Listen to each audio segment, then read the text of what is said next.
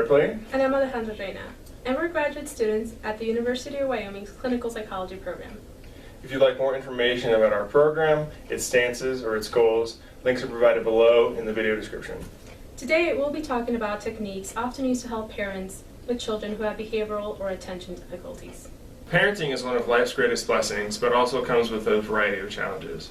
While struggles with disobedient, inattentive, or hyperactive children are sometimes played off in sitcoms for laughs, Got your nose. Got your wallet. No! in reality this can be a stressful, frustrating, and incredibly difficult task.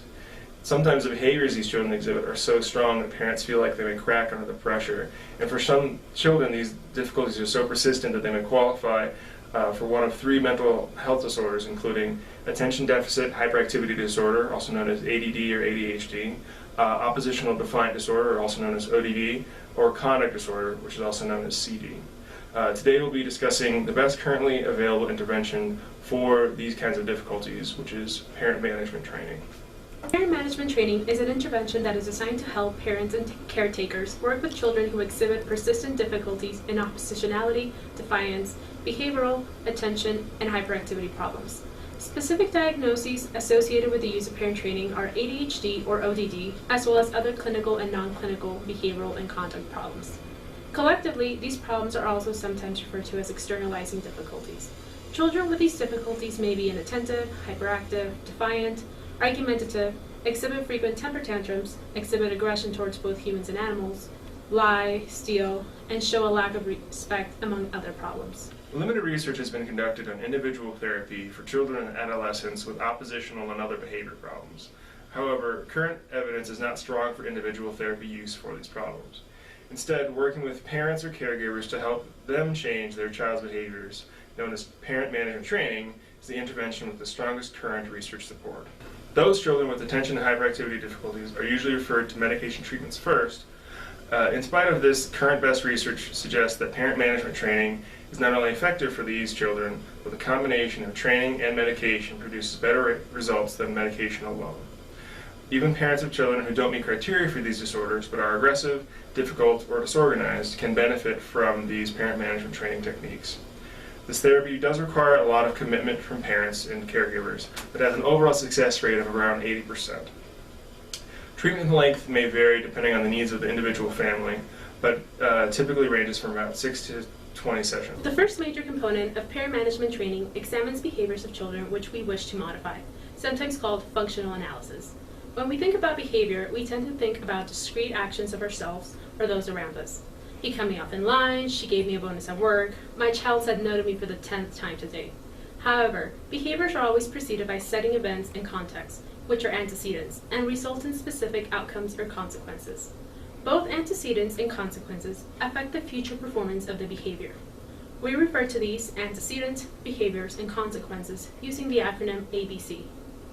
The first element is A, which stands for antecedents. These are things that happen before a specific situation or behavior. They include specific stimuli, settings, and other contexts. This may be specific settings such as the store, or a caretaker affect or behavior such as being tired or frustrated. This can also be the combination of these two things. The B stands for behaviors, which refer to the act itself. Finally, the C in ABC refers to consequences. These are things which follow the behavior and may be desirable or undesirable. More importantly, these things may increase or decrease the frequency of the behavior in the future. The heart of parent training in here is in the series of steps. The goal of therapy in this context is to identify antecedents and the consequences that increase the probability of negative or unwanted behavior, and change those things as to reduce or eliminate negative or unwanted behaviors, and to increase positive or desired behaviors in all children. For instance, the antecedent for your child could be being at the store with you when you are tired and frustrated. In this context, the child may know that the behavior of continually begging, asking, and making a scene will result in the consequence of getting a desired object, such as a toy or candy bar. Therefore, when you respond to this kind of request by giving them the object, they are more likely to continue the behavior in the future, particularly in this specific context. The therapist in parent training would likely encourage parents with this problem to set specific rules for when these objects will and will not be available, and to stick to those rules. When children learn that these antecedents and behaviors will not result in desired outcomes, the frequency of this behavior will decrease. During parent management training, the parents will work through questions and handouts like this one to do functional analysis. This process looks at the setting events, antecedents, and consequences which accompany problem behavior and looks for ways to change these factors to decrease problem behavior and increase positive alternative behavior. Another important element to parent training is the concept of reinforcement and punishment. These are kind of confusing terms because they have a lay and a technical definition, and often people become very upset about them in the context of working with oppositional or defiant children. We say things like, I tried to reinforce positive behaviors and punish negative behaviors, but they didn't respond and kept doing the negative behaviors. How is learning more about this going to change anything? However, we suggest that learning more about these processes will help shed some light on the reasons that previous attempts to manage or change child behaviors may have been unsuccessful. The first term we need to understand is reinforcement. Broadly defined, this is any consequence to a behavior that increases the likelihood of a behavior happening again.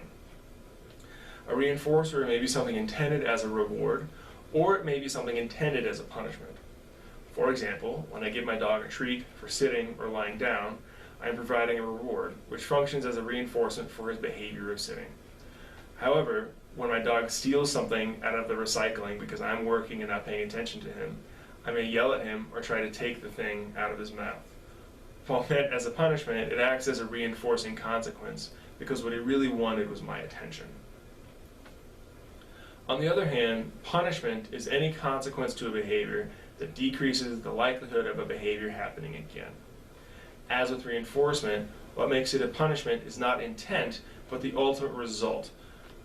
With the example above, my yelling at the dog for stealing out of the trash was meant as a punishment, but it did not function as a punishment because it increased the likelihood that the behavior of stealing out of the trash would be repeated.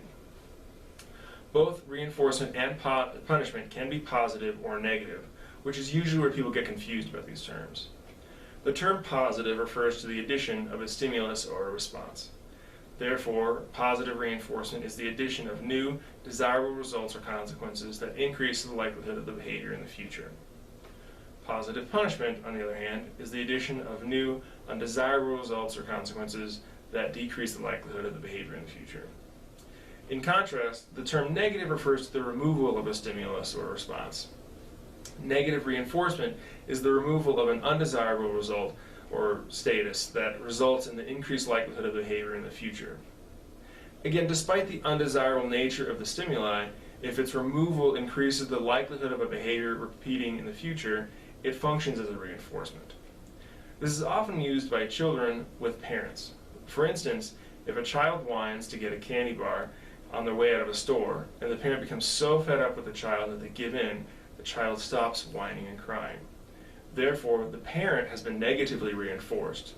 The removal of the crying increases the likelihood that the parent will yield to these demands the next time around. Negative punishment, then, is the removal of a desirable result or consequence that results in the decreased likelihood of a behavior. The classic example of this is the idea of a timeout or a grounding. In this situation, we don't allow someone to engage in positive or reinforcing behavior, which decreases the likelihood of that behavior in the future. This idea explains the problem which our attempts to reinforce and punish behavior may run into. We may be adding what we think is a reinforcing stimulus, but ends up being something not desired and therefore has no effect on behavior. On the other hand, we may be attempting to punish a negative behavior, but by paying attention to what the child is doing, we may be training the child that this attracts parental attention, which is something they desire. As parent management training continues, more advanced techniques are used to help with more complex behaviors, but all of these techniques are based on and build upon the principles of punishment and reinforcement we've just discussed. One useful tool to utilize reinforcement to change behavior is a daily report card like this one. A daily report card is set up to help teachers and sometimes parents to monitor behaviors and track the child's engagement in them. Requirements are set up to earn reinforcements, which are agreed upon by children, parents, and the therapist. If the child meets these criteria, they are given the reinforcement. These criteria and reinforcements will change with the needs of the family and the ability of the child to perform positive behaviors and refrain from negative behaviors. Course of therapy, therapists work with parents and caregivers to develop effective schedules of reinforcement, which are based on things that the child will find reinforcing or desirable. These are used to develop and reinforce positive behaviors in these children, and removal of them is used to decrease the frequency of negative behaviors. As mentioned previously, positive punishment is not a strong focus of parent management training. This is primarily due to the potential risk of modeling aggressive or negative behavior and its general lack of effective results. However, negative punishments or time away from reinforcement can often be used as a brief punishment for specific behaviors. This would be things like 5 or 10 minutes of time out in the room where the child is asked to go think about what's going on and why or how they might act differently.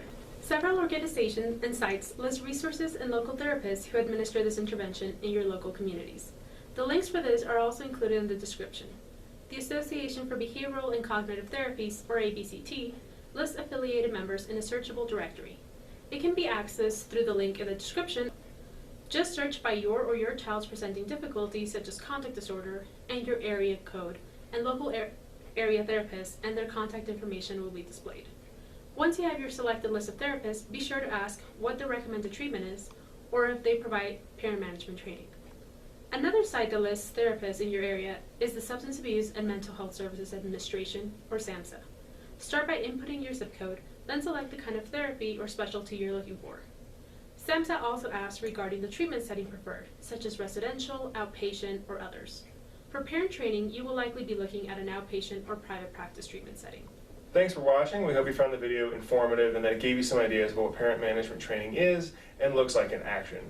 If you would like more information about other childhood psychological disorders and currently best available treatments, links are provided in the description below for similar projects and videos on these interventions.